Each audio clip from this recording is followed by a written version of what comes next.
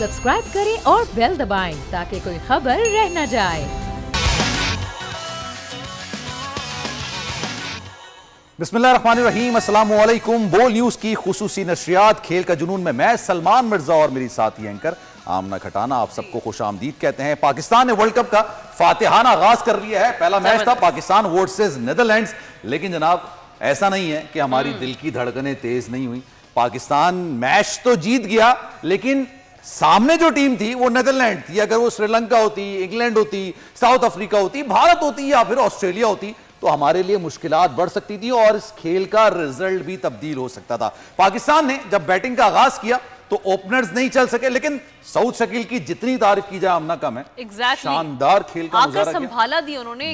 और इन्होंने कमबैक किया। इनकी टीम में जगह नहीं थी, इन्होंने कमबैक किया है और आके इन्होंने अपनी सिलेक्शन को प्रूफ किया है कि नहीं, मैं अच्छा खेल सकता हूं। और पाकिस्तान के मिडिल ऑर्डर में हमेशा से प्रॉब्लम्स रही हैं, सिवाय इफ्तिखार के कोई भी अच्छा परफॉर्म नहीं कर पाता था, लेकिन आज सऊद शकील ने बड़ी शानदार बैटिंग का मुजाहरा किया। और जिस तरह से सलमान बता रहे हैं कि पहले हमने जिस तरह से हम ये बात करें कि श्रीलंका हो, बांग्लादेश हो या बाकी टीम्स हो, अगर उनके साथ खेलते हुए हम जरा थोड़ा संभल कर खेल रहे होते हैं, उस मैच को बड़ा सीरियसली ले रहे होते हैं। लेकिन आज का जो मैच था नीदरलैंड्स के साथ था, लेकिन वही कहा जाता है कि कोई भी आगे सामने टीम हो उसको आसान ना ले। आपको यकीन था जीतेंगे हम लोग? अच्छा नहीं, जब 15 ओवर तक जब बैटिंग मैं वही कहने लगी थी, जब 35 में 3 विकेटें चली गई तो हमने कहा लो भाई यहाँ पे भी काम पड़ गया। उसको भी छोड़े, हमने टाइटल आपने जब टारगेट रख दिया उसके बाद जब वो बैटिंग करने के लिए आए तब आपको यकीन था हम लोग जीत जाएंगे। अब आप बताएं ना। बीइंग अ पाकिस्तानी हमने तो हर हाल में पाकिस्तानी नहीं, बीइंग अ क्रिकेटर फैन। अच्छा, ये पाकिस्तान क्रिकेट टीम के बारे में कहा जाता है कि बड़ी अनसर्टेन टीम, कभी कभार बहुत प्रेडिक्टेबली अनप्रेडिक्टेबल। हाँ एग्जैक्टली, तो यहाँ पर कुछ भी हो सकता है क्रिकेट में खास तौर पे। और टीम पाकिस्तान हमें कई बार सरप्राइज अच्छे वे में भी और बुरे वे में भी करती आई है। और आमना के आंसू निकल रहे थे अगर जब चौके पड़ रहे थे पाकिस्तानी बॉलर्स को, तब वो आंसू निकल रहे थे। कहते कैसे बॉल हो रही है, किस तरह से बॉल हो रही है। लेकिन खैर पाकिस्तान की बैटिंग में उस तरह की जान नजर नहीं आई। बाबर आजम से हम बहुत ज्यादा एक्सपेक्ट करते हैं, खुद को वो किंग कहते हैं, लेकिन बाबर आजम को फ्रंट पर आके खेलना चाहिए था। उन्होंने शायद 13 बॉलें खेली और सिर्फ 5 रन बनाए। 5 रन बनाकर वो आउट हो गए।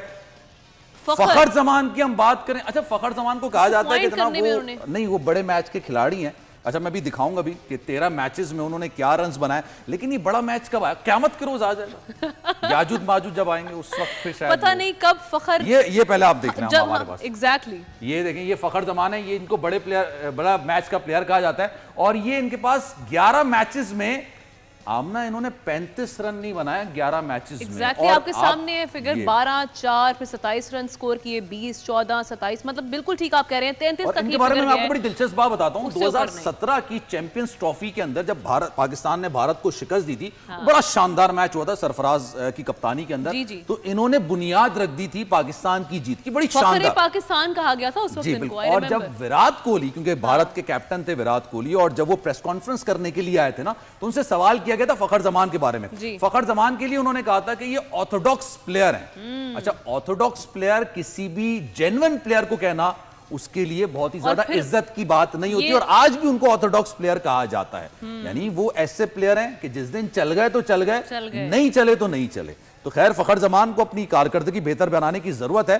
सऊद शकील से बहुत ज्यादा इंस्पिरेशन लेने की जरूरत है। उसकी वजह यह कि सऊद शकील ने आज जिस तरह से बैटिंग का मुजाहरा किया और जिस मौके पर बैटिंग का मुजाहरा किया, वो बहुत ही ज्यादा इंपॉर्टेंट बात है। 3 विकेटें पाकिस्तान की गिर चुकी थी। मोहम्मद रिजवान और सऊद शकील अगर उस वक्त पार्टनरशिप नहीं करते तो इस वक्त पाकिस्तान इतना स्कोर नहीं कर पाता। बिल्कुल। और उसके बाद भी हमने देखा कि जब वो आउट हुए 68 दोनों ने रन स्कोर किए, उसके बाद भी दोबारा एक बार फिर से डगमगा उठी थी जो पाकिस्तानी बैटिंग लाइन है। लेकिन मोहम्मद नवाज ने 39, उनका भी एक अच्छा, शादाब खान ने भी अच्छी बैटिंग। अच्छा पहले सऊद शकील की बैटिंग मुझे बड़ा मजा आया। अच्छा 2 कैचेस उनके ड्रॉप में, 2 चांसेस उनको मिले थे आते ही साथ, दोनों स्लिप पे। लेकिन आज उनका दिन था, जरा उनकी बैटिंग की कुछ झलकियां देख लेते हैं, फिर गुफ्तगू का सिलसिला आगे बढ़ाएंगे। जनाब मजा आया इनकी बैटिंग को देख के, लेकिन ऑब्वियसली पाकिस्तान का ये पहला मैच था। दूसरा मैच हमने मंगल को खेलना है श्रीलंका के खिलाफ, और तीसरा जो मैच है ना वो सबसे ज्यादा खतरनाक मैच पड़ने वाला है। अगर बात करेंगे दिल की धड़कनें तेज हो जाएंगी। एग्जैक्टली 21 अक्टूबर को सलमान जिस मैच की बात कर रहे हैं वो है जनाब पाकिस्तान और इंडिया का मैच, एक मेगा मैच। क्या कहना चाह रहे हैं, क्या कहना चाह रहे हैं आप? इंशाल्लाह हम पहले से नहीं, जब श्रीलंका के साथ खेल लेंगे ना तो थोड़ा सा कॉन्फिडेंस तब तक बूस्ट हो जाएगा और उसके बाद हम हो जाएगा ना कॉन्फिडेंस। ऐसा ना हो श्रीलंका का कॉन्फिडेंस एशिया कप में हमारी बैड लक रही थी सलमान, माने आप, और हमारे दो मैचेस में, एक इंडिया और श्रीलंका दोनों में बैड लग रही। वैसे आप दिल की कुशादगी में देखिए, हमने टीम पाकिस्तान को हर हाल में सपोर्ट करना है। नहीं सपोर्ट हमें करना है, लेकिन देखें पाकिस्तान ने अभी जब एशिया कप हो रहा था उसके अंदर हमने नेपाल को शिकस्त दी। जब नेपाल को शिकस्त दी तो हमने कहा यार देखें बेस्ट टीम है, और ना सिर्फ हम लोग बल्कि इंडियन जो कमेंटेटर्स हैं, उनके जो क्रिकेटिंग एक्सपर्ट्स हैं, उन्होंने कहा पाकिस्तान बड़ी शानदार टीम है। लेकिन ऑब्वियसली हमने एशिया कप के अंदर किसी बड़ी टीम को नहीं आया, बड़ी टीम को क्या श्रीलंका को भी नहीं हरा पाया। अफगानिस्तान के खिलाफ भी हमने मैच जो खेला वो बड़ा टफ मैच था। अच्छा, एजाज वसीम बाकरी और हमारे साथ दूसर जो चीजें वो भी मौजूद हैं, साजिद खान भी हमारे साथ मौजूद हैं, उनसे जरा मजीद बात करेंगे आज के मैचेस के हवाले से। वसीम बाकरी, अस्सलाम वालेकुम, कैसे हैं आप? देखें, वही मैं कह रहा हूँ कि परफॉर्मेंस अब सबके सामने है कि कैसी रही है। नेदरलैंड के खिलाफ या छोटी टीमों के खिलाफ तो इस तरह की परफॉर्मेंस से गुजारा हो जाएगा, लेकिन जब आपने श्रीलंका के अगेंस्ट या इंडिया के against, south Africa, New Zealand, England के अगेंस्ट खेलना है, तो उस वक्त भी अगर आपकी यही स्ट्रेटजी और गेम प्लान होगा तो वो टीम्स तो आपको अपने आसपास जो है ना वो फड़कने भी नहीं देंगे। हम लैग क्या कर रहे थे, आपको क्या लगता है किस तरफ हमें फखर जमान को नहीं खिलाना चाहिए था? 11 मैचेस के अंदर ओपनर होने के साथ साथ उन्होंने 35 रन भी नहीं बनाए पिछले 11 मैचेस के अंदर। आज उनको चांस देना कदरे कमजोर टीम के खिलाफ आपको लगता है अच्छी स्ट्रेटेजी है, या हमें नहीं उनको शामिल नहीं करना चाहिए था टीम में? देखिए सलमान, जब दिन को टॉस हुआ था तो मुदस्सिर से बात हो रही थी, वो आपके चैनल पे उनसे बात हो रही थी, तो वो उन्होंने मुझसे पूछा कि टीम कॉम्बिनेशन जो आज का प्लेइंग 11 है उसके हवाले से, तो मैंने कहा कि सऊद शकील का जो इंक्लूजन है वो जबरदस्त था, लेकिन मुझे ये समझ नहीं आई कि फखर जमान को क्यों खिलाया गया है। फखर जमान को अगर देखें तो वो तो टीम पे बोझ बनते जा रहे हैं with the passage of time. Recent past की उनकी परफॉर्मेंसेज अभी आपने जो बताए हैं उनके स्टैट्स, इस तरह का तो मेरे ख्याल में इतने चांसेस अगर किसी लाहौर जिमखाना या पिंडी जिमखाना के प्लेयर को भी उठा के इंटरनेशनल टीम में भेज दो तो इतने चांसेस में तो वो भी कोई एक आधी इनिंग्स ऐसी खेल लेगा, लेकिन फखर जमान की वो एक इनिंग्स भी नहीं है। और अब्दुल्ला शफीक, तो आप उम्मीद कर रहे हैं कि ये फखर जमान की इस अब जो नेक्स्ट हमारा मैच होगा उसमें वो दिखाई नहीं देंगे? हो सकता है ये कुछ तब्दीली आए। देखिए, अगर फखर जमान को कैरी किया जाता है ना अगले किसी भी मैच में पूरे वर्ल्ड कप में प्लेइंग 11 के अंदर, तो मेरे ख्याल में वो बेवकूफ़ी नहीं ब्लंडर होगा, और उसका खमियाजा फिर पाकिस्तान क्रिकेट टीम को भुगतने के लिए तैयार रहना चाहिए, कप्तान को भी और टीम मैनेजमेंट को भी, क्योंकि एक प्लेयर कंसिस्टेंटली फेल होता जा रहा है। और ये आज की बात नहीं है, ये भी पिछले 1.5 साल में हमने देखा है कि फखर को जहाँ पे बिल्कुल ही जो है ना फ्लैट ट्रैक्स मिलते हैं वहां पे वो थोड़ा बहुत यहाँ पाकिस्तान में उनकी आज भी तो फ्लैट ट्रैक था, आज कौन सा ऐसा फ्लैट। मैं यही इसी पॉइंट पे आ रहा था, मैंने कहा कि आज भी जो ट्रैक था वो बिल्कुल फ्लैट था, लेकिन मसला ये है कि फखर जमान की टेक्निकली मैंने दिन को भी ये बात की थी कि दो उनके जो पॉइंट्स हैं जो मैंने ऑब्जर्व किए हैं कि जिनमें वो लैक कर रहे हैं। एक तो उनकी जो बैक लिफ्ट है वो बहुत ज्यादा अप है, बैक लिफ्ट अप होने की वजह से ये होता है कि जो आगे का बॉल होता है ना उसको खेलने में आपको मुश्किल आती है, क्योंकि जब तक आपका बैट नीचे आता है या तो आप बॉल जल्दी भी आ रहा होता है बॉल। बिल्कुल आपसे ये टेक्निकल गुफ्तगू आप कर रहे हैं, क्योंकि बॉल जल्दी आ रही है, आपका बैट प्रॉपर नहीं आ पाता, एजेस लगते हैं, जैसे आज उनका बॉलर नहीं उनका कैच पकड़ा, तो ये सारे मसाइल का सामना करना। अगर आप इजाजत दें, वसीम भाई भी हमारे साथ मौजूद हैं, फिर साजिद भाई को भी जरा शामिल गुफ्तगू करेंगे। वसीम भाई, जो इस वक्त हम लोग स्ट्रेटजी देखते हैं बाबर आजम की कि वो चेंजेस ज्यादा करते नहीं। अब्दुल्ला शफीक हमारे पास एक अच्छा प्लेयर मौजूद है, उसकी टाइमिंग बड़ी अच्छी है, उसकी ग्रिप हमने बड़ी अच्छी देखी, एशिया कप के अंदर भी उन्होंने अच्छा परफॉर्म किया, गालिबन ज्यादा उनको चांसेस मिले नहीं। आपको लगता है ये नाइंसाफी हो रही है? मतलब फखर जमान को हम कहते हैं कि बड़े मैच का खिलाड़ी है, ये बड़ा मैच किस दिन है? या तो 11 मैचेस में कोई बड़ा मैच नहीं था, तो अगर बड़े मैच के खिलाड़ी तो फिर छोटे मैचेस में हम क्यों फिर खिला रहे हैं उनको? मतलब क्यों फिर?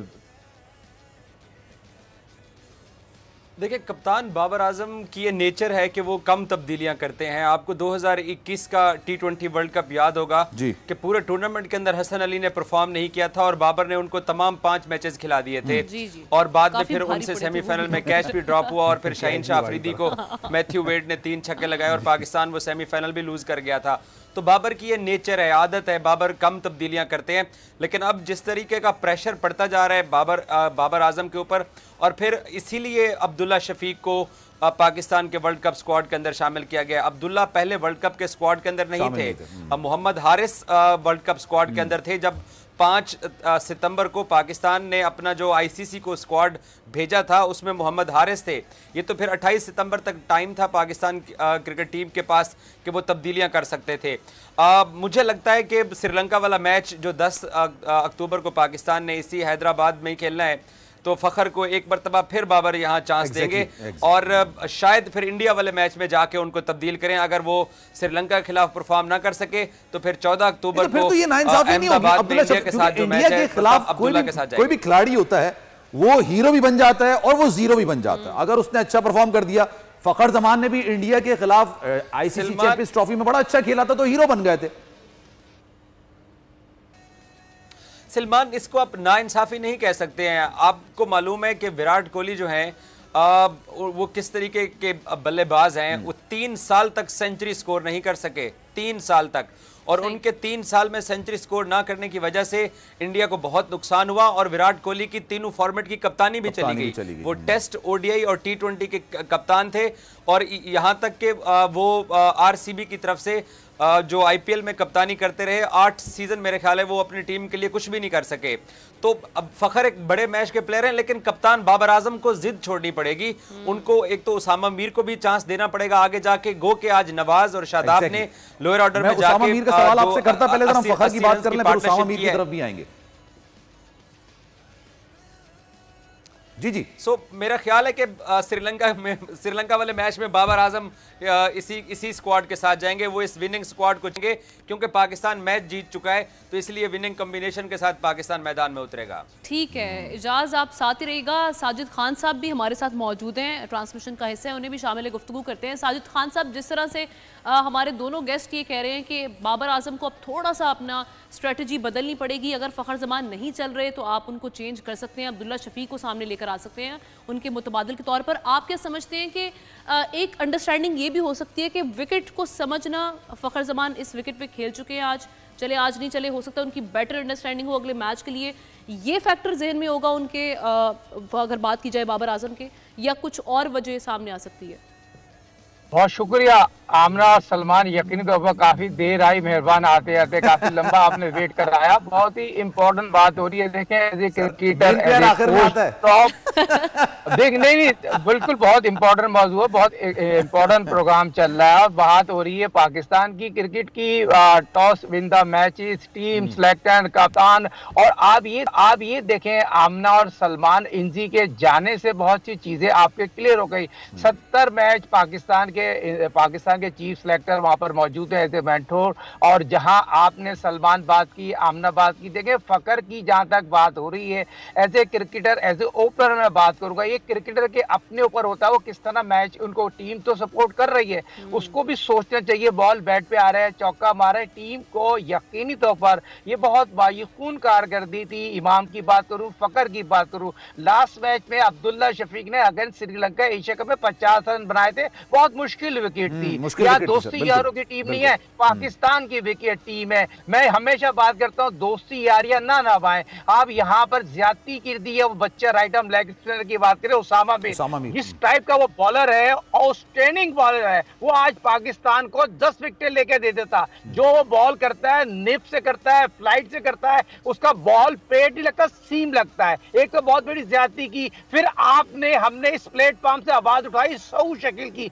145 की बैटिंग औसत से खेलता रहा। जिस तरह बॉल और बैट के दरमियान उसने खेला है, ये टीम मैनेजमेंट का काम है, कॉन्फिडेंस देना। अगर इंजी ने कल जाकर उसको कॉन्फिडेंस नहीं दिया था, ये तो गुब्बारे से हवा निकल के एक दिन पहले टीम अनाउंस करते थे एशिया कप में। अब वो बात वो करें जो हच और हक की बात करें। आपकी टीम मैनेजमेंट जो है वहां पर फेल हो गई। मिक्की बॉलिंग को जितने वहां लोग हैं उस तरह की कारकर्दगी नहीं दिखा रहे। फिर आप वर्ल्ड कप जीतने जा रहे, वर्ल्ड कप आप इससे नहीं जीतेंगे, आप किसी उसमें ना रहे। आपको तैयारी करनी पड़ेगी, बहुत इंपॉर्टेंट तैयारी की पड़ेगी। आज अल्लाह ताला ने आपको मौका दिलाया, जीत गए आप। बहुत ही इंपॉर्टेंट पार्टनरशिप थी, 100 शकील की और रिजवान की 120 रन की पार्टनरशिप नहीं होती तो आप 250 रन पे डिफेंड नहीं कर सकते। फिर यहाँ पर हारिस को क्रेडिट देना पड़ेगा, 145 की पेस से उसने बॉलिंग की, आउटस्टैंडिंग बॉलिंग की है। उसको अगर देखा हसन ने भी सपोर्ट किया है तो ये चीज बताना जरूरी है। मैच जीतने के बाद गलतियां छुप जाती हैं। अब डंके की चोट पे आप फकर को रेस्ट करा दें और आप जो है अब्दुल्ला शफी को खिला दें। पहले तो ये मुझे बताएं, अब्दुल्ला शफी और कप्तान तो खिलाना चाहता था, मिक्की खिलाना नहीं चाहता था। ये मुझे बताएं, हेड कोच हमारे यहाँ कोच है कि उनका कोच है? पहले तो ये सोचे। इंजी ने डिसीजन लिया, सऊ शकील अगर इंजी नहीं जाता सऊ शकील भी नहीं खेलता, तो इंजी के जाने से ये हुआ सऊ शकील खेला। सऊ शकील ने प्रूफ किया, सऊ शकील बॉलर भी अच्छा है और प्लस विकेट कीपिंग भी कर सकता है। खुदा ना खासा अगर अल्लाह ना करे रिजवान देखो कुछ होता है तो सऊ शकील को बैकअप विकेट कीपर तो हमने क्रिकेट खिलाई है। मैं उसामा मीर की अगर आपसे बात करूं ना सर, साजिद भाई ये बताइएगा, उसामा मीर आप खुद कह रहे हैं कि ये आपको 10 विकेटें आज दिला देता, लेकिन आप उसको किसकी जगह खिलाते? आपको लगता है शादाब को बिठाना पड़ता, मोहम्मद नवाज को बिठाना पड़ता, या आप हसन को बिठाते जो कि 130 की स्पीड पर बॉल कर रहे हैं? और दिल पर हाथ रख के जवाब दीजिएगा, आज उन्होंने पहली विकेट ली थी, लेकिन अगर ये कल के न्यूजीलैंड के प्लेयर इनके सामने होते, हसन के सामने, तो सर ये 10 की स्ट्राइक रेट से इनको रन पड़ते। कल देखें हमने बात की थी दो फास्ट बॉलर से जाएं, शाहीन से और हसन से, और उसामा को आपने खिलाना है और हसन को आपने दोस्तियों को भी लाया। हमें तीन हमेशा बात करता हूं, ये तीन इक्के, बाबर की बात करूंगे, शादाब की बात करूं, हसन की, मैं किसी पर्सनल पे नहीं जाता, मगर as a cricketer, as a coach Pakistan इस टीम में उसामा डिजर्व करता था। उसामा बहुत ही अच्छा बॉलर है और पाकिस्तान को वर्ल्ड कप जिताने के लिए, आगे बड़े मैचों के लिए उसामा बड़ा अहम रोल प्ले कर सकता है। शादाब को आपने कॉन्फिडेंस दिया, टीम गेम है, टीम गेम मैं मानता हूं शादाब की उस तरह की कारकर्दगी नहीं थी जिस तरह की कारकर्दगी होना चाहिए। उसको वाइस कप्तान कहां से लिखा गया? वाइस कप्तान तो ड्रॉप नहीं होगा, यहां तो कप्तान ड्रॉप हो जाता है खेलते हुए। मिसबा ड्रॉप हुआ पाकिस्तान की हिस्ट्री में, कप्तान था, उससे कारकर्दगी नहीं हो रही थी। तो बात वो करो जो हक को सोच को। ये मॉर्गन ने अपने आप को ड्रॉप किया था एज अ कैप्टन सर, आप किसी और की बात क्या करते हैं? इंग्लैंड के कप्तान ने अपने आप को ड्रॉप कर दिया था। सलमान आमना, मैं वो बात करूंगा, पाकिस्तान के बदकिस्मत ये देख लें, चैनलों पे अपनी दुकानें चमका ली है। 90 के कप्तानों ने, 90 के लोगों ने अपनी मर्जी की चैनलों में टीम बना ली है। पाकिस्तान टीम को सपोर्ट नहीं करेंगे, पाकिस्तान टीम के लिए बात नहीं करेंगे, कोई एडवाइस नहीं करेगा, कोई फोन उठा के बात की किसी ने, फकर से पूछा, फकर तुम्हारे साथ क्या प्रॉब्लम हो रही है, इमाम तुम्हारे साथ क्या प्रॉब्लम हो रही है, आपका बॉल बैट किस तरह आ रहा है? किसी ने कोशिश की, मगर कोई कोशिश नहीं करता। सब ये कोशिश करते हैं पाकिस्तान टीम हारे, एक फॉरेन कोच हटे, अपने कोच आए, ये चीज नहीं है। आज भी पाकिस्तान टीम को सपोर्ट की जरूरत है। पाकिस्तान टीम की गलतियां हैं, डंके की चोट पे गलतियां है। पाकिस्तान तीनों चारों शोबों में नाकाम हो गया। ये तो कौम की दुआ थी, जुम्मे का दिन था, लोगों ने दुआ करी तो पाकिस्तान क्रिकेट टीम जीती। हमारे नहीं चलेगा। आमना मेरी बात सुने, आमना सलमान भाई मेरी बात सुने, बगैर तमाशे क्रिकेट नहीं होती, बगैर जर्नलिस्ट हमारे, आपने कल हमने बात की थी, हमारा जर्नलिस्ट हमारे साथ मौजूद है, ये बेचारा बहुत प्यारा जर्नलिस्ट है, वहां जाके वो खबरें पाकिस्तान टीम को मोटिवेट करता है, ये टांगे थोड़ी खींचता है।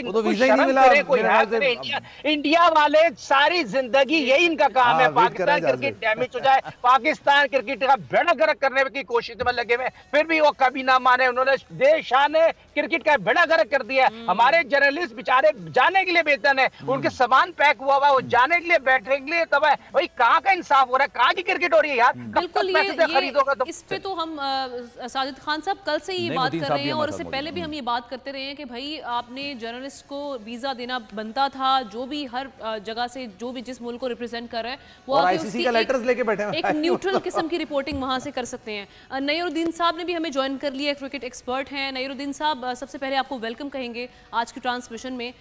आज की अगर बात की जाए मैच का, इफ्तिताही मैच था, पाकिस्तान ने जीत लिया, लेकिन अगेन वही बात आ जाती है कि इतना आसान मैच नहीं था, इतनी आसानी से हमें मैच मिल नहीं गया। तो आप ओवरऑल किस तरह से देख रहे हैं, खास तौर पे अगर बैटिंग की बात की जाए, पाकिस्तान की बैटिंग जो ओपनर्स आए उनकी कारकर्दगी की अगर बात करें हम?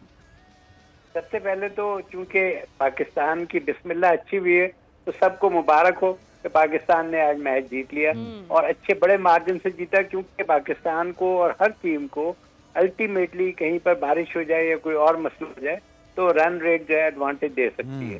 तो टीम ने ना सिर्फ जीतना है बल्कि एक वाइड मार्जिन से जीतना है। दूसरी ये जिस तरह आपने कहा कि पाकिस्तान की बैटिंग, देखें सूरत हाल ये है कि आप लोएस्ट नंबर जो मतलब रैंक की टीम से खेल रहे हैं और एक स्टेज ऐसी आ गई कि जब आपके मतलब अंडर 43 आउट हो गए और 10 ओवर में 43 फॉर 3 थे। वहां पर ये महसूस होने लगा था कि पाकिस्तान कहीं ये मैच हार न जाए। नेदरलैंड के साथ अगर ये इंप्रेशन पड़ेगा कि पाकिस्तान कहीं मैच हार न जाए तो ये एक लैक ऑफ कॉन्फिडेंस रिफ्लेक्ट करता है। दूसरी तरफ जब नेदरलैंड्स वाले अपनी बैटिंग कर रहे थे और हमारी बॉलिंग थी, उस वक्त जब सिंह और डिलीट्स खेल रहे थे तो फिर ये महसूस होने लगा था कहीं ये मैच जीत न जाए। तो ये मतलब अगर तो इंग्लैंड और न्यूजीलैंड का मैच है या पाकिस्तान इंडिया का मैच है, उसमें तो मतलब ये चीजें होती हैं। अगर आपका नेपाल, अफगानिस्तान और नेदरलैंड के साथ ये जज्बात हो तो इसका मतलब समथिंग रॉन्ग समवेयर। बिल्कुल सर, मैं आपसे प्रिसाइजली अगर पूछना चाहूं सर, ये हसन अली को कमबैक करवाया गया, वर्ल्ड कप के अंदर लेकर आया, अब पता नहीं क्या परफॉर्मेंस थी, क्या था एक्सपीरियंस। अगर एक्सपीरियंस होता तो फिर सरफराज से ज्यादा एक्सपीरियंस तो उनका नहीं था, लेकिन खैर चलें आगे बात करते हैं। सर ये हसन अली ने जो बॉलिंग की है वो मेरे ख्याल से इनकी जो स्पीड मैक्सिमम स्पीड थी वो 132 किलोमीटर पर आवर थी, और इस ट्रैक्स के अंदर 132, अब जब हारिस रऊफ 143 145 की बॉल कर रहे हैं तो उनको भी बहुत इजीली शॉट्स पड़ रहे हैं नेदरलैंड के प्लेयर्स। मैं प्रिसाइजली बोल रहा हूं नेदरलैंड के प्लेयर्स, ये अभी श्रीलंका के होंगे, ये अभी भारतीय बल्लेबाज होंगे। तो सोचिए सर 130 की स्पीड पर अगर बॉल कर रहा है, फिर वो स्लो बॉल भी कर रहा है और वो पिटाई भी खा रहा है, तो सर वो टीम में रहने के हकदार है। उससे अच्छा ये नहीं उसामा मीर को खिला लें। देखिए यहाँ पर मैं इंतजामुल हक से सबसे बड़ा सवाल ये करूंगा कि जिस वक्त एशिया कप हुआ है आपने ये कहा कि जी हमने बेस्ट टीम सेलेक्ट की है और आपने उसी टीम को एज सच वर्ल्ड कप के लिए सेलेक्ट किया, सिवाय इसके कि नसीम की जगह आप हसन अली को लाए। तो अगर हसन अली इतना ही अच्छा प्लेयर था तो पहले क्यों नहीं सेलेक्ट किया? एक बात। दूसरा ये कि हसन अली को देख के महसूस ये होता है कि वो बंदा, मेरा मतलब है ठीक है स्पीड तो उसकी कम है, लेकिन मैं समझता हूँ कि टीम में इतना मिसफिट नहीं है। क्यों? क्योंकि वो क्रूशियल वक्त पे आपको विकेट का ब्रेक थ्रू दे देता है। हमें स्पीड या दूसरी चीजें रन खाने के बाद जब वो विकेट आती है, दोनों फ्रेंडली मैचेस में सबसे ज्यादा पिटे हैं। हमें अभी तक हसन अली की पुरानी कारकर्दगी तो 9 ओवर में हसन अली ने रन्स खाए हैं तकरीबन 98, वो जो वार्म अप मैच था हसन अली की बात नहीं कर रहा, सॉरी हारिस रऊफ ने। तो ये मतलब रन्स खाना, बॉलर नहीं खाने होते रन, लेकिन उन्होंने बैट्समैन आउट कर देते हैं। तो मैं समझता हूं कि अब इसके बाद आपके पास चॉइस क्या है ये बता दें। वैसे तो इन्होंने बेसिक गलती है कि उसको एशिया कप में खिलाना चाहिए था। अभी वो रस्टी है और मैं समझ रहा हूँ आज के मैच के बाद वो फर्दर इंप्रूव करेगा। मैं हसन अली का कोई मतलब ले जाने या ना ले जाने के फेवर में नहीं हूँ, लेकिन इस वक्त क्योंकि टीम में चला गया ना, तो अब आप मुझे बताएंगे हसन अली की जगह किसको खिलाना चाहिए? Better bowler in the bench sir, तो फिर आपको उसको, क्योंकि अब मॉडर्न डे क्रिकेट बहुत आगे बढ़ गई है सर। हम वही 2017 2018 हसन अली को लेकर आए। अच्छा सर, मैं अगर वसीम को भी जरा शामिल गुफ्तगू करूं, इजाज वसीम को, इजाज वसीम बताइएगा ये उसामा मीर को ना खिलाने की वजह क्या थी? ये फ्रेंडली मैच के अंदर भी खेले थे, अच्छी उन्होंने परफॉर्मेंस दिखाई थी, तो क्यों आखिर क्या वजह थी इसके पीछे?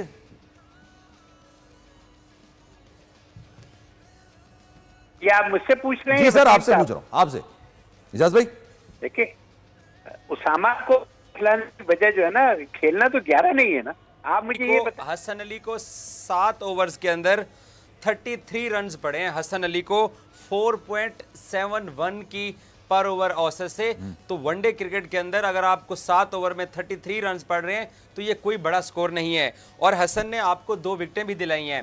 पाकिस्तानी टीम ने सोचा ये, हालांकि कल पाकिस्तान अहमदाबाद के जो विकेट थी उसके ऊपर न्यूजीलैंड के बॉलर्स का हशर देख चुका था, लेकिन क्योंकि पाकिस्तान टीम 9 दिन से यहाँ राजीव गांधी इंटरनेशनल स्टेडियम हैदराबाद में आकर ट्रेनिंग भी कर रही है, 2 प्रैक्टिस मैच भी खेल चुकी है, तो आपके फास्ट बॉलर्स ने काबू में रखा इनके बल्लेबाजों को, नीदरलैंड के बल्लेबाजों को। हालांकि नीदरलैंड के जो बल्लेबाज हैं ये आईसीसी ओडीआई क्वालिफाइंग राउंड में वेस्ट इंडीज को हरा के यहां पर पहुंचे हैं। और मैं और मुदस्सिर टॉस के वक्त जब स्टूडियो में थे, हम ये बात कर रहे थे कि ये पहले 15 ओवर्स में बहुत हिटिंग करते, तो हसन ने इनको हिटिंग नहीं करने दी है।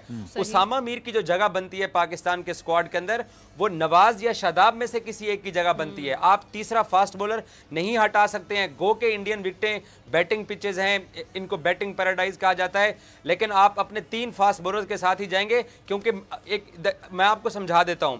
जब पाकिस्तान टीम टॉस जीतने के बाद बॉलिंग करती है या दूसरी इनिंग्स में बॉलिंग कर रही होती है, तो एक एंड से 4 ओवर आपके नसीम शाहीन शाह अफरीदी ने कराने हैं, और एक एंड से आपके 4 ओवर क्या आप हारिस रऊफ से करवाएंगे नए बॉल के साथ, या आप नवाज को क्या नया बॉल देंगे? आपने हसन अली को ही नया बॉल देना है ना। और अगर हसन अली को और शाहीन शाह अफरीदी को पहले 8 ओवर्स के अंदर स्कोर पड़ जाता है, तो आपका पहला बॉलिंग चेंज क्या होगा? क्या आप शादाब को 9वें ओवर के अंदर लेके आएंगे? आपने हारिस रऊफ को लाना है ना। अगर आप हसन को ड्रॉप करते हो तो फिर आप दोनों एंड से, क्योंकि ओडीआई क्रिकेट के अंदर दोनों एंड से नया बॉल इस्तेमाल होता है, तो आपने अगर शाहीन और हारिस को 4 हसन की जगह हारिस रऊफ से तो पहला बॉलिंग आप क्या करेंगे?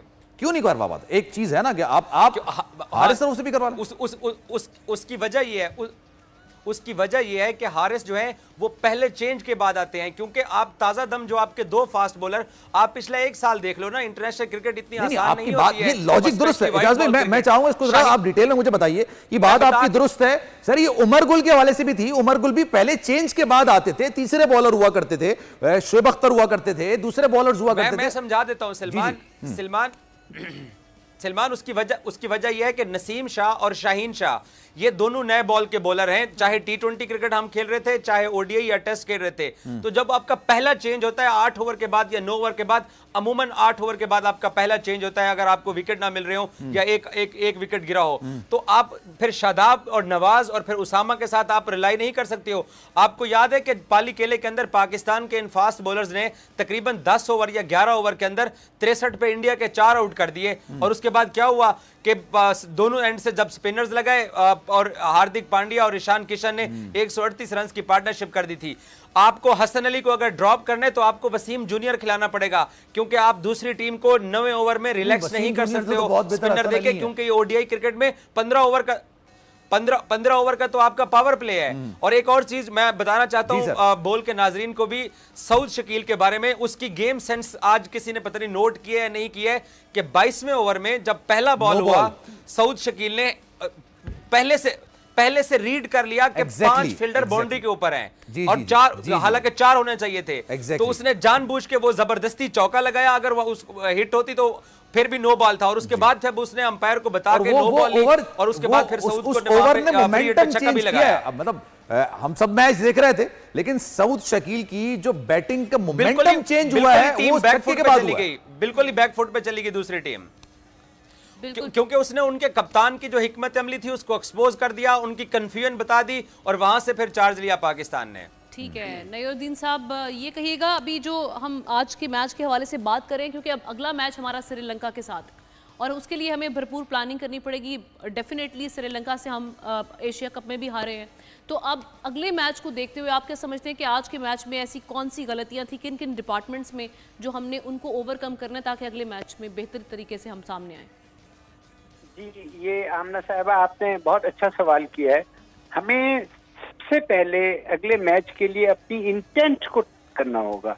हमारी बैटिंग में इंटेंट कहीं नजर नहीं आती, स्पेशली पहले 10 ओवर में 43 रन जो हैं ये मजाक हैं आजकल की मॉडर्न डे क्रिकेट में। इसके लिए आप देख लें जो मैच हुआ कल, जिसमें कि न्यूजीलैंड ने इंग्लैंड के खिलाफ 81 रन किए हैं 10 ओवर में। अगर आप 80+ रन नहीं करते पहले 10 ओवर में, तो आप समझ लें कि यू आर फेलिंग। यहाँ पर ये आप देखें कि श्रीलंका वाली टीम जो है उसको बीट करने का बेहतरीन तरीका, ये प्लेयर्स तो यही होंगे जो अब आज खेले थे। आपको अपनी चाहे विकेटें गिरें या ना गिरें, विकेटें गिरने का ये मतलब नहीं है कि आप अपनी जो डायरेक्शन है, जो मोमेंटम है, उससे मतलब हट जाएं। आप अपना एम रखें कि विकेटें गिरें या ना गिरें, हमें रन जो है वो बनाने ही बनाने हैं। और फिर देखने में ये आया है, जैसे आज बाबर भी out with in the 10 overs, कि ये मतलब जो 30 यार्ड का सर्किल है उसके अंदर कैच पकड़ा रहे हैं। देखें यहाँ पर आपको इनके ऊपर खेलना है ताकि आपके चौके हो सके। प्रेशर उन्होंने बड़ा बिल्डअप कर दिया था, उन्होंने बहुत प्रेशर बिल्डअप किया था। और मुझे सर, मैं आप सॉरी आपकी बात कट रही है, मैं चाहूंगा आप इसको कंटिन्यू कीजिएगा, लेकिन सर बाबर जैसे प्लेयर के लिए इतना प्रेशर नेदरलैंड जैसी टीम ने क्रिएट किया और उसके बाद उन्होंने वहीं पर उनको कैच दिया है विद इन द सर्कल और वहां पर उन्होंने प्लेयर बाकायदा तौर पर लगाया हुआ था। बाबर तो उस कैटेगरी में नहीं खेल रहे थे जिस कैटेगरी में उन्होंने फ्रेंडली मैच खेला है अभी। आप सही कह रहे हैं। देखें, बात यह है कि जो 30 यार्ड का सर्किल है उसमें सारे फील्डर होते हैं, सिर्फ 2 फील्डर बाहर होते हैं, 9 फील्डर होते हैं पहले 10 ओवरों में। अब वहां पर सूरत हाल ये है कि आप जो भी शॉट मारेंगे वो मोस्टली फील्डर्स के पास जाती है, तो फिर आप पे प्रेशर बिल्टअप होता है। इसलिए ये कोशिश होनी चाहिए कि फील्डर्स के ऊपर से खेलने वाला भी कोई प्लेयर बैट्समैन हो। जैसे मैं समझता हूँ पाकिस्तान के पास एक था, उसको हमने हटा दिया, आसिफ अली, वो जरा फील्डर्स के ऊपर से खेलता था। या जैसे हारिस रऊफ कह रहा हूं, मोहम्मद हारिस इस वक्त है, या आपके पास शाइम अयूब है जिसे आप नहीं लेके गए, ये वो प्लेयर्स हैं। अब अगर ये नहीं है तो क्या करें, हाथ पे हाथ धर रख के तो नहीं बैठ सकते। बाबर आजम उसका बेहतरीन तरीका ये है कि चाहे इमामुल हक हो या जो भी हो, उनसे कहें कि आप इनके ऊपर से खेल लें। सर वो उन्होंने उस फील्डर को 2 बॉलें पहले ही बहुत स्ट्रेट कर दिया था, उन्होंने वो बकायदा वैक्यूम बनाया बाबर आजम के लिए, उसको ट्रैप किया और ट्रैप करने के बाद विकेट ली। यूजुअली जो टैक्टिक्स हम देखते हैं ये टेस्ट मैचेस में देखते हैं और बहुत शानदार उनकी टैक्टिक थी सर। ये टैक्टिक्स की बात ये है कि आपको पता है विव रिचर्ड ने सर पे हाथ मार के कहा था cricket is played from here. ये एक चेस गेम है जिसमें आप उसको घेरते हैं। आपके पास 11 मोहरे हैं, उनके पास 11 मोहरे हैं, किस तरह से आप दूसरी टीम को घेरते हैं, यही तो एक आर्ट है। इस आर्ट में हमें एक्सेल करना पड़ेगा। मुझे अफसोस ये होता है कि जब हमारे पास एक हेड कोच है, जब हमारे पास हेड कोच के ऊपर डायरेक्टर है, ऊपर से इंतजामुल हक पहुंचे हुए हैं और स्ट्रेटेजी का ये हाल है कि आप आज तक डेवलप नहीं कर सके इस चीज को अपने आप में कि भाई 10 ओवर में आपने 80 रन कैसे बनाने। ये सोचते भी नहीं है कि 80 रन बनाने हैं हमने। ये कहते हैं कि जी हम इसी तरह खेलते हैं। उसी के लिए शायद फखर जमान को खिला रहे हैं मेरे ख्याल से, लेकिन वो खेल नहीं पा रहे। फखर जमान को खिलाना जो है ना, ये पाकिस्तान के साथ बहुत बड़ा जुल्म है। उसकी सिलेक्शन भी पाकिस्तान के साथ बहुत बड़ा जुल्म है और सिलेक्शन करना मजाक है। वो एक चला हुआ कारतूस है, आप उससे कैसे एक्सपेक्ट करेंगे कि वो आपको परफॉर्मेंस दे। ठीक है, आपका टेक इस पर आ गया। अभी हम एक ब्रेक की जाने बढ़ रहे हैं और ब्रेक के बाद वापस आएंगे तो हमारे जितने भी क्रिकेट एक्सपर्ट से मजीद अगले मैच के हवाले से भी तबसरे और तज्जिए लेंगे। Stay with us. इन खेल का जुनून, जिस तरह से हम ब्रेक पर जाने से पहले बात कर रहे थे आज के मैच के हवाले से, पाकिस्तान और नेदरलैंड्स का ये इफ्तिताही मैच था, ओपनिंग मैच। पाकिस्तान ने आकर ये मैच जीत लिया और बड़े मार्जिन से 81 रन से मैच जीत लिया। लेकिन जनाब आज का मैच भी कोई इतना आसान नहीं था। जिस तरह से हम बात भी कर रहे थे कि कुछ ऐसे मोमेंट्स आए कि हमें धड़के लगे कि भाई ये मैच ये हमारे साथ हर मैच में होता है। क्या मुझे लग रहा है आमना आपने साइन किया ये? नहीं, मुझे लगा आप ही के सिग्नेचर लग रहा है। नहीं जज्बात में आ गया आपने कहा। अच्छा, अहमद कुरैशी साहब हमारे साथ मौजूद हैं, जरा गुफ्तगू का सिलसिला उनसे आगे बढ़ाते हैं। कुरैशी साहब ये बताइएगा कि सर ये उसामा मीर को खिलाना आपको लगता है कि इस वक्त जरूरी है, वक्त की जरूरत है? हमने श्रीलंका के खिलाफ जिस तरह की कारकर्दगी एशिया कप में दिखाई थी और ऑब्वियसली कमोबेश अगर हसन अली को हटा दें तो यही स्क्वाड था, उसामा मीर को लाना चाहिए या आपको लगता है कि जनाब उनकी जगह बन नहीं रही? आज शादाब ने भी चलें विकटें ले ली, आज शादाब ने स्कोर भी कर दिया। मोहम्मद अवाज अगर आपको विकटें नहीं लेके देते तो कम से कम रन्स को काफी हद तक रोकते हैं। देखें, अगर इंडिया अपने मेन स्पिनर युजवेंद्र चहल को बिठा सकता है और स्क्वाड से बाहर कर सकता है तो हम शादाब खान को कंटिन्यूसली फेलियर्स के बावजूद क्यों टीम में हमने रखा हुआ है। और उसामा मीर जिसने डोमेस्टिक में भी परफॉर्म किया, ओवरऑल परफॉर्म करता आ रहा है, क्रूशियल मैच में विकेट्स लेके देता है। वार्म अप जो ऑस्ट्रेलिया के अगेंस्ट हुआ उसमें भी उसामा मीर ने ऊपर से विकेटें ली, तभी एक आपका जो भी आप मैच में वापसी आपकी हुई। तो कहने का मकसद ये है कि देखें, हमारे यहाँ ना मसला ये हो गया है कि हमारे जो प्लेयर्स हैं वो हमारी टीम से बड़े हो गए हैं।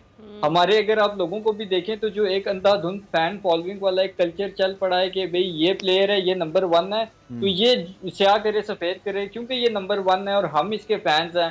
टीम बेशक आपकी जो है ना उसका सत्यानाश हो जाए, टीम यहाँ पे नेदरलैंड से मर के जीते, वो T20 वर्ल्ड कप में जिम्बाब्वे से हार जाए, टीम के लिए किसी को बुरा नहीं लगता कि हमारी टीम जो है वो उसका आज ये हाल है कि जो आज से 1.5 महीना पहले पूरी दुनिया के लोग पाकिस्तान को एशिया कप जीतने के लिए, वर्ल्ड कप जीतने के लिए फेवरेट बता रहे थे, आज वही लोग जो है वो पाकिस्तान को बिल्कुल साइड लाइन करते हैं। जब उसकी वजह थी ना, उसकी वजह ये थी कि हमने उससे पहले अफगानिस्तान के साथ 3 मैचेस की सीरीज खेल ली थी जिसको हमने आखिरी ओवर के अंदर जीता। उससे पहले हमने नीदरलैंड के साथ सीरीज खेल ली थी, उसको भी हमने जो है ना वो अच्छे खेल का मुजाहरा करते हुए जीत लिया। फिर छोटी टीमों के खिलाफ बाबर आजम साहब ने सेंचुरी भी बना दी, नंबर 1 बल्लेबाज ही बन गए। तो सर फिर उसी वजह से प्रेडिक्शंस हो रही थी जब एशिया कप में नेपाल और बांग्लादेश के अलावा हमारा फिर टकराव श्रीलंका के साथ हुआ या इंडिया के साथ हुआ तो फिर एक्सपोज हो गई टीम। सर देखिए, एक्सपोज इसी तरह होती रहेगी जब तक आपके प्लेयर्स के गोल्स ये रहेंगे कि मैं नंबर 1 बन जाऊं, मैं ICC player of the tournament बन जाऊं और अपने पर्सनल गोल्स रहेंगे। मुझे नहीं समझ आती, मैंने तो नहीं देखा कि कोई ऑस्ट्रेलिया का इस वक्त या इंग्लैंड का प्लेयर नंबर 1 हो तो वो फिर ट्रॉफीज क्यों ले जाते हैं, क्योंकि उनका अल्टीमेट गोल ये है कि हमारी टीम हमारे सबसे फर्स्ट प्रायोरिटी है। सर वो हर मैच खेलते नहीं है ना, वो अगर वो नीदरलैंड के खिलाफ खेलेंगे तो अपने मेन प्लेयर्स को नहीं खिलाओ, खुद बैठ जाते हैं। तो आपका कोई प्लेयर बैठता ही नहीं है। मुझे सईद अजमल की एक मिसाल याद है, मिसबाह उल हक उस वक्त कैप्टन थे, शाहिद आफरीदी कैप्टन थे और मोहम्मद हफीज कैप्टन थे T20 वनडे और टेस्ट टीम के। तो कोई भी सईद अजमल को ड्रॉप नहीं करता था और खुद सईद अजमल ड्रॉप नहीं होते थे क्योंकि फिर आपको मैच फीस नहीं मिलेगी ना। सर मुझे आप ये बात बताएं कि आप कह रहे हैं कि हमारे मेन प्लेयर्स क्यों खेलते हैं नीदरलैंड के अगेंस्ट, हमारे मेन प्लेयर खेल रहे हैं और आप इस तरह मर के जीत रहे हैं और अगर वो नहीं खेलेंगे तो फिर आपकी टीम का क्या हाल होगा। जो फियर ऑफ फेलियर है वो आपको निकालना पड़ेगा। आपकी चाहे जो टॉप टीयर के प्लेयर्स हैं या चाहे जो यंग प्लेयर्स हैं उन सबको ये फियर ऑफ फेलियर निकालना पड़ेगा। अगर इसी तरह से आपके माइंड में फियर ऑफ फेलियर रहेगा, लैक ऑफ कॉन्फिडेंस रहेगा। देखें, दूसरी टीम्स की विकेट्स गिरती हैं तो वो आते ही जो नया बैट्समैन आता है वो चार्ज लेता है। वो ये नहीं कहता कि पहले मैं थोड़ा सा जरा पिच को समझ लूं, उसको पता है कि मैं पिच को समझूंगा तो रन रेट भी नीचे आ जाएगा और फिर मैच भी हाथ से निकल जाएगा। हमारे यहाँ जो ये एक आपके कैप्टन में आज फियर ऑफ फेलियर था। सर आपके कैप्टन ने 13-14 बॉलों पर 5 रन बनाए और जिस तरह से वो आउट हुए, जिस तरीके से वो आउट हुए, तो जिस लेवल का वो प्लेयर है उस तरह से आउट बनता नहीं था। सर देखिए, बिल्कुल ऐसा ही है। बाबर आजम जब भी क्रूशियल मैचेस आते हैं, जब भी पाकिस्तान क्रिकेट टीम को जरूरत होती है तो बाबर आजम परफॉर्म नहीं कर पा रहे और उसकी जो वजह मुझे समझ आती है वो ये है कि जो उनका कैप्टेंसी में फियर ऑफ फेलियर और फेलियर्स हैं उसका असर अब उनकी बैटिंग में भी नजर आ रहा है। देखिए, जरूरी नहीं है कि एक अच्छा बैट्समैन एक अच्छा कैप्टन भी बने। सचिन तेंदुलकर की सबसे बड़ी एग्जांपल हमारे सामने है कि वो जब एज अ कैप्टन आए इंडियन क्रिकेट टीम में तो वो उस तरह से नहीं परफॉर्म कर सके। तो इंडिया ने अपने उस प्लेयर को बचाया कि ये हमें एज अ बैट्समैन बहुत कुछ अचीव करा सकता है, हम इसको एज अ कैप्टन जाया ना करें क्योंकि कैप्टनसी की वजह से टीम पे भी बुरा असर पड़ेगा और इसकी जो अपनी बैटिंग है उस पर भी इफेक्ट होगा। तो मुझे नहीं समझ आती कि ये कौन सी किताब में लिखा है कि एक अच्छा बैट्समैन है तो उसको जरूरी हमने कप्तान बनाना है, सारी पावर्स उसकी गोद में डाल देनी है, चाहे फिर वो स्याह करे, सफेद करे, दोस्ती यारी करे, जो है टैलेंटेड प्लेयर्स को बेंच पे बिठा दे, उसके बावजूद हम अपनी आंखें बंद करके बैठे रहें क्योंकि जी वो इस वक्त आईसीसी की रैंकिंग में वर्ल्ड नंबर 1 वैसे सर ये पाकिस्तानी हिस्ट्री में क्या पहली बार हो रहा है? 99 के वर्ल्ड कप में वकार यूनुस बेंच पर नहीं बैठे थे, 2013 गालिबन 3 का वर्ल्ड कप था उस वक्त वसीम अकरम बेंच पर नहीं बैठे थे। सर ये तो देखें हिस्ट्री है सर हमारी। 90s के जो प्लेयर है ना, मैं अक्सर ये बात करता हूँ प्रोग्राम्स में कि 92 का वर्ल्ड कप जो है ना वो अभी भी हम उसी को बेच रहे हैं। आप कमेंट्री पैनल में देख लें, आप इस वक्त टीवी चैनल्स पे देख लें, हर जगह आपको वही 92 के प्लेयर्स नजर आएंगे। और हमारा जो क्रिकेट का सत्यानाश और बेड़ा गर्क हुआ है उसकी सबसे बड़ी वजह यही है। महेंद्र सिंह धोनी ने क्या कुछ नहीं जिताया इंडिया को, champions trophy, T20 world cup, 2011 का वर्ल्ड कप, वो तो आपको किसी चैनल पे नजर नहीं आते या हर जगह घुसने की कोशिश नहीं करते। हमारे यहाँ जब तक ये कल्चर खत्म नहीं होगा, अपनी सीटें पक्की करने वाला रिवाज खत्म नहीं होगा, हमारी क्रिकेट इसी तरह से अफेक्ट होती रहेगी। और जिस तरह आपने कहा ना कि 90s के दौर से ये कल्चर चला आ रहा है, अगर हमने अभी भी अकल ना की और अपने आप को प्रेफरेंस दी अपने मुल्क पे और अपनी टीम पे, तो फिर आगे भी आज से 10 साल 20 साल बाद जो लोग हमारी जगहों पे बैठे होंगे वो भी यही बात कर रहे होंगे कि 2000 2020 23 उसमें भी यही सब कुछ होता था। सही है। अहमद साथ ही रहेगा, एजाज वसीम की जानिब चलते हैं। एजाज, जिस तरह से अभी अहमद ये बात कर रहे थे कि ज़रूरी नहीं है कि एक अच्छा बैटर है वो अच्छा कैप्टन भी साबित हो, आप समझते हैं कि जब ऐसी कोई सिचुएशन आती है तो वाकई ऐसा होता है कि बाबर आजम एक प्रेशर वो हैंडल नहीं कर पाते उस तरह से जैसे बाकी हम देखते हैं कैप्टन्स हैंडल करते हैं अच्छी टीम्स के, तो ये एक प्रेशर है बाबर आजम के ऊपर जिसकी वजह से वो अपनी उनकी बैटिंग भी मुतासिर होती है, ये एक फैक्टर है। मैं इसमें एक लाइन और ऐड कर देता हूं, पर मैं एजाज भाई आप इसको पूरा डिटेल में 2019 से जब एक बंदा एशिया कप 2 बार खेल चुका है, एक दफा तो श्रीलंका ने आपको बिल्कुल ही जैसे कहता ना पाकिस्तान के मुंह से फतह छीन ली थी, जबड़ों से फतह छीन ली थी एशिया कप के फाइनल के अंदर। जब आप उस वक्त कैप्टन नहीं बन सके, जब आप T20 वर्ल्ड कप में कैप्टन नहीं बन सके, तो सर अभी 4 मैचेस में ऐसी क्या हो जाएगा जिससे कैप्टन आप बन जाएंगे? इजाज भाई देखिए, मैं तो इस बात पे हैरान हूं कि आज हम हालैंड से मैच हार गए हैं कि जीत गए हैं। जिस तरीके से हम तनकीद कर रहे हैं कि बाबर आजम कप्तान अच्छे नहीं है, हमारे 92 के जो क्रिकेटर्स हैं वो टीवी, देखिए मेरी बात सुने, मिक्की ऑर्थर हमारे हेड कोच हैं, मिक्की ऑर्थर हमारे टीम डायरेक्टर हैं, वकार यूनिस थे तो वो बुरे थे, मिसबाउल हक थे तो वो बुरे थे, अब वो टीवी पे तबसरे कर रहे हैं और हम बाबर आजम की कप्तानी। मुझे एक बात की समझ नहीं आती है कि रोहित शर्मा 2022 के एशिया कप के अंदर टूर्नामेंट का फाइनल नहीं खेल सके थे, उसको तो कप्तानी से किसी ने फारिग नहीं किया। वो 2022 का ऑस्ट्रेलिया में वर्ल्ड कप हुआ, इंग्लैंड का एक भी बंदा रिव्यू तक भी नहीं ले सके, इंग्लैंड ने 172 रन बगैर किसी विकेट के पूरा कर लिया और उसको तो किसी ने नहीं फारिग किया। हम एशिया कप का फाइनल खेले, हम पिछले साल वर्ल्ड कप का फाइनल खेले, और ये जो ICC ODI वर्ल्ड कप हो रहा है इसकी एक 3 साल की साइकिल होती है, उसमें बाबर आजम ने 9 सेंचुरियां स्कोर की हुई है, 2000 रन स्कोर किया हुआ है, और पाकिस्तान ने 36 में से 24 ODI मैच जीते हुए हैं, और आज हम नीदरलैंड से ये मैच जीत गए हैं, 81 रन से जीते हैं, 41 ओवर में जीते हैं, हमारा रन रेट बहुत अच्छा हुआ है। और एक मैच में बाबर आजम की, देखिए मैं आपको बताता हूं, बाबर आजम की एक मैच की परफॉर्मेंस को आप ऐसा ना कहें, बाबर का थोड़ा सा अगर उनके पॉजिटिव पॉइंट्स बात करें, थोड़ा सा प्रॉब्लम चल रहा है, लाहौर में बांग्लादेश के खिलाफ एशिया कप के सुपर 4 मैच में उनको तास्कीन अहमद ने बोल्ड किया, जब वो कोलंबो पहुंचे उनको वहां पर हार्दिक पांड्या ने बोल्ड कर दिया। तो बाबर आजम के थोड़े से रिफ्लेक्सेस का प्रॉब्लम है, विराट कोहली 3 साल तक सेंचुरी स्कोर नहीं कर सके हैं, और यही बाबर आजम परसों ऑस्ट्रेलिया के खिलाफ 59 बॉल्स के ऊपर। सर मेरा सवाल यही है, आपने जो बात की ना बिल्कुल दुरुस्त की है। एजाज भाई मेरा पॉइंट है, फिर उसको आप करें। आपने कहा विराट कोहली ने सेंचुरी स्कोर नहीं की, विराट कोहली दुनिया का ना बेहतरीन बल्लेबाज है, फाइनेस्ट प्लेयर है, फाइनेस्ट फिनिशर है, चेज में उससे बड़ा कोई नाम नहीं है, लेकिन उसको हटाया ना, उसको हटा के रोहित शर्मा को लेकर आए। सर रोहित शर्मा ने IPL की 5 ट्रॉफियां जिताई है। सर एक मिनट सर, एजाज भाई सुने तो सही ना, IPL की 5 ट्रॉफियां उसने जिताई हुई अभी तक। सर बाबर आजम ने कितनी ट्रॉफियां जिताई हैं? कराची किंग्स का वो हालात हमारे सामने है।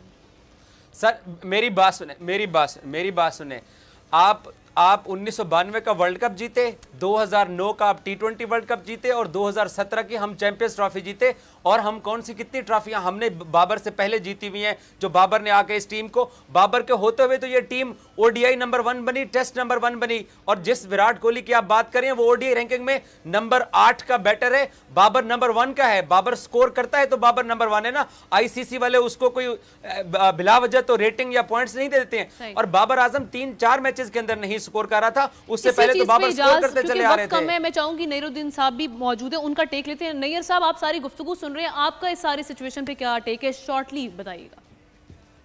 देखिए ये जो बात हो रही है ना कि बाबर आजम नंबर 1 है और वो नंबर 8 है, आप इससे अंदाजा करें कि बाबर आजम चाहे नंबर 1 प्लस हो, लेकिन इस वक्त वो इम्पैक्ट प्लेयर नहीं है।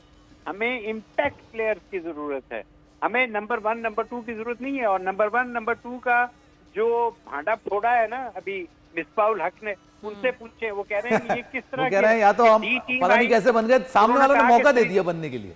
नहीं मेरी बात सुने, न्यूजीलैंड से कहते हैं D टीम से आप मैच जीत के कहते हैं ये नंबर 1 है, ऑस्ट्रेलिया की C टीम से ये वो कह रहा है मिसबाउल हक, जो चेयरमैन इस वक्त कमेटी है क्रिकेट कमेटी का, वो कह रहा है कि ये क्या नंबर 1 है टीम का, ये क्या नंबर 1 है प्लेयर्स का, कि आप कमजोर टीमों से खेल के आपने जनाब बाबर आजम ने 150 रन बनाए नेपाल के रियली खिलाफ। सर, ये वैलिड पॉइंट है, क्योंकि हमारे पास टाइम की किल्लत है, वरना जरा डिटेल में मजीद बात करते।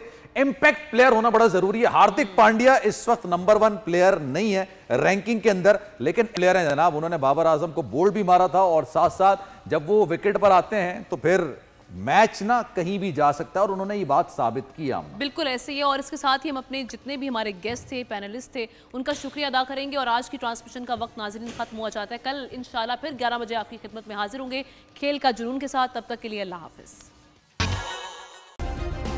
सब्सक्राइब करें और बेल दबाएं ताकि कोई खबर रह न जाए।